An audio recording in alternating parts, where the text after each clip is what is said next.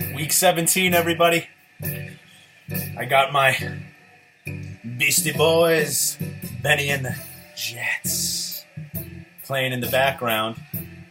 And we got Week 17 pick'ems. Did I say 16? It's 16 games, but Week 17, this is it for it, kids. And as you can see, the Beastie Boys, kind of what I'm feeling right now being a Jets fan. Not that very unsettling right now, but we'll get to that. So we're going to fade this out. Keep it in the background a little bit there. And we're just going to bang right through. Real quick, recapping last week.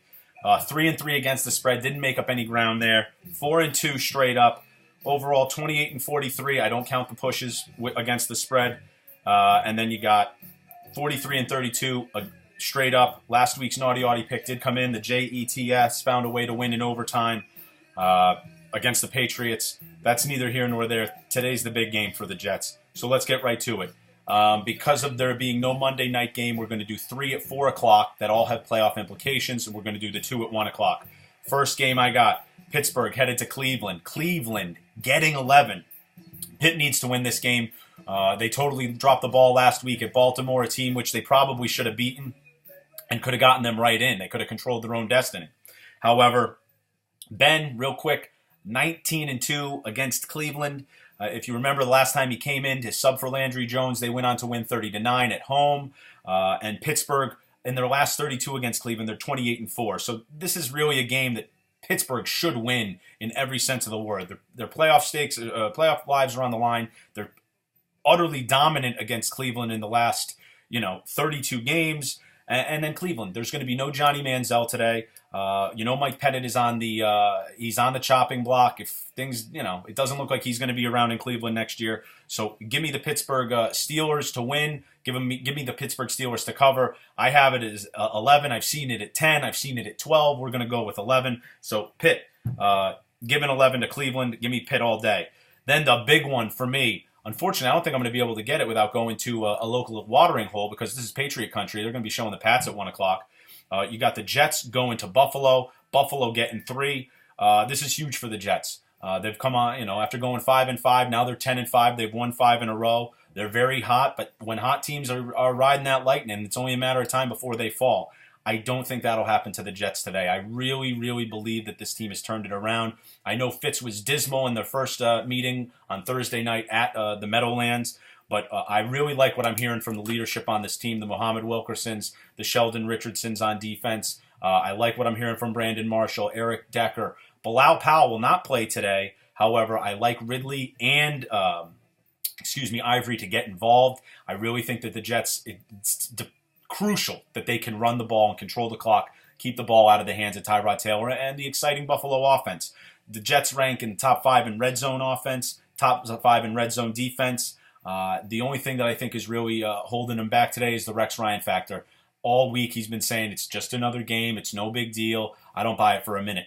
I think that Rex is going to have his soldiers ready to play despite not having LaShawn McCoy. I think it'll be a close game, but give me the Jets. I think it'll be like a 24-20 game similar to what they had last time when it was 22-17. But give me the Jets today going to Buffalo.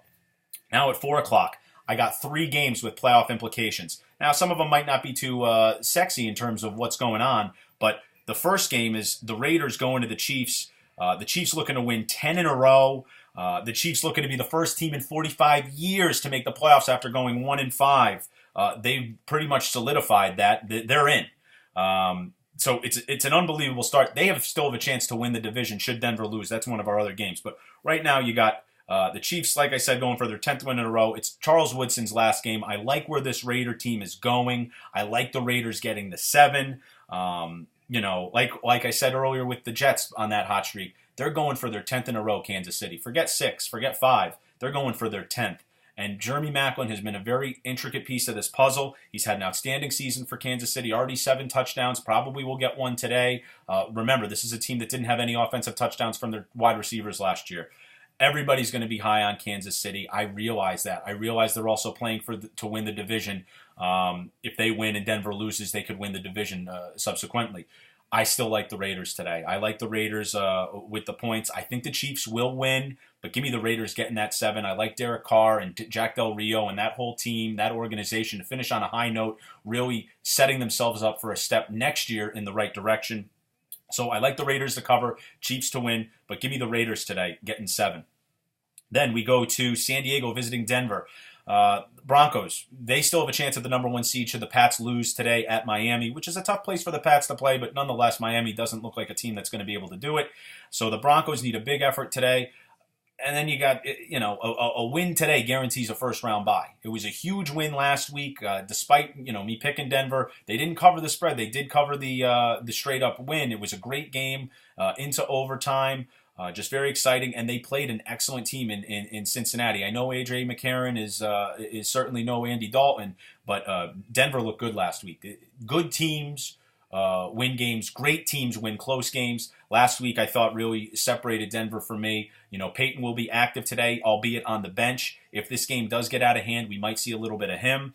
But I like Denver today. San Diego's got too much to overcome. It's a shame because Phillip Rivers is only, I think, 235 yards away from breaking Dan Fouts' all-time season record of over 4,800 passing yards in a season for San Diego. That stood for since like 1984 or whatever the case may be.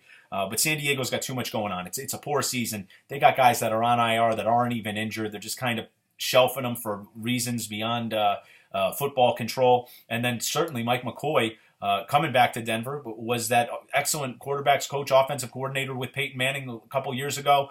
I just think he's on the hot seat today, and I don't think that San Diego has enough bullets. The injury bug has bit them hard. Yes, their defense is playing better, but certainly not as good as Denver. They lost 17-3 at San Diego in the last contest, albeit it was a defensive battle. You saw Denver still came up on top. So give me the Broncos today, giving 10. This is the game I'm most excited about at 4 o'clock. You got the Seattle Seahawks getting 6, headed to the Arizona Cardinals. Both teams are in the playoffs. It's really just a matter of jockeying for a position now. Arizona still has a chance at the number 1 seed should Carolina lose at 1 o'clock to New Orleans. Unlikely, but still, we saw what happens last week. This is why we play the games.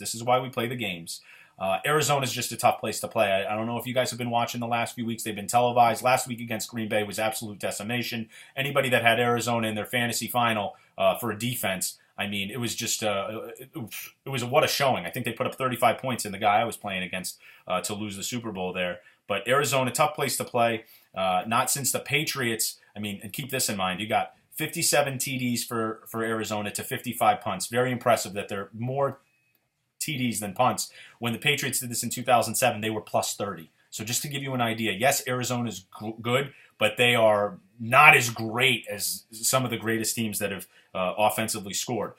Russell had a tough week last week. I think it was evident. Jeff Fisher seems to dial it up whenever they play. I believe the struggles continue this week. You got Arizona plus 11 in the turnover category their last 6 weeks. Yes, Seattle's plus 3, but plus 11 is just unbelievable for this squad. And in the last 6 games, keep in mind these teams are very, very close statistically in the last 6 games.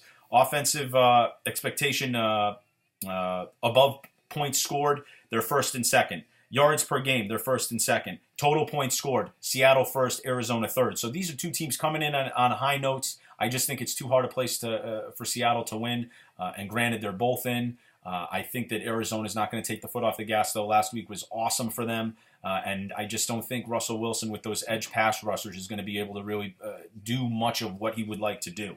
So give me Arizona to win, Arizona to cover the points as well. And then it takes to Sunday night for the T.Auty upset special, if you will. And I'm really going against the grain here because you got Minnesota getting 3 headed to Green Bay. Both of these teams, the winner will get a home game, the loser will not. If Seattle wins, there's a lot riding on this game, and I think it'll really come to fruition as we see the day unfold here. But what you do need to know is Aaron Rodgers has won 10 of his last 11 against Minnesota. But what I got to tell you, if you watch that that Arizona Green Bay game last week, it was unbelievable how exposed Green Bay was. And if you can get that pass rush going, it's just with anything. You look at Brady, beginning of the season, he's getting the ball out of his hands 1.9 seconds. As of late, that hasn't been the case. Certainly wasn't last week. Aaron Rodgers looked like almost like a rookie quarterback. It's not that he couldn't get the ball out; he couldn't get it out to anybody because they're all covered. Him losing Jordy Nelson really, I think affects that offense. We've seen that he's had his worst statistical season to date in terms of productivity. Yes, he's still throwing 60% of his passes complete. Yes, he's still averaging 235 yards a game in yards. But his yards per attempt are down to 6.7 since Mike McCarthy has taken the reins at calling the offensive plays again. They've even dropped below that into the fives. This is what you need to know about Minnesota. They've looked great the last couple weeks. They dominated Chicago. They blew out the Giants last week. And if you remember, they also went to Arizona on a Thursday night game, I believe, and looked absolutely great. It was a great battle. They lost 23-20, I believe. If it wasn't into overtime, it was certainly in that last fourth quarter. Catanzaro getting that kick. But the big key for me, Minnesota wins when AP runs for 100 yards. And that dates back to even when they tied Green Bay in Green Bay a couple years ago. So I like Minnesota. It's my upset special, the T.Auty pick, if you will. Give me Minnesota today, getting 3. Other than that, kids, it's been a fun season. We're going to ride it right into the playoffs. Win or lose today, I'll still be doing my playoff pick'ems. I'm excited. I got in touch with my guy that we go to the Patriots games. We're excited about the playoffs coming up to New England, as always. Hopefully my Jets get a chance at dethroning the champs. It remains to be seen. First on the docket is Buffalo today. I hope they remain focused. And other than that, guys, thanks for following. Thanks for your kind words. Thanks for everything this season. It's been quite a learning experience, and we're only going to get better at this. Just like with anything. The first time you do something, if you're great at it, it was probably just luck. You get better and better as you go on and on and on with whatever it is you do. And I'm not talking necessarily about the picks, but I'm talking about the quality of the video and all these other things that we're going to try to bring to you in 2016. So happy New Year, everyone. I hope it was a happy and safe, healthy one for everyone. I wish you lots of luck in this new year. I wish you hard work. I wish you, things falling into place for you, whatever you may do. And let's enjoy this final week of football for the regular season, because we still have the playoffs to do, and I can't wait for that. So thank you, everybody. We'll be seeing you here in the midweek migraine coming up on Wednesday. So enjoy the games. Have a great day.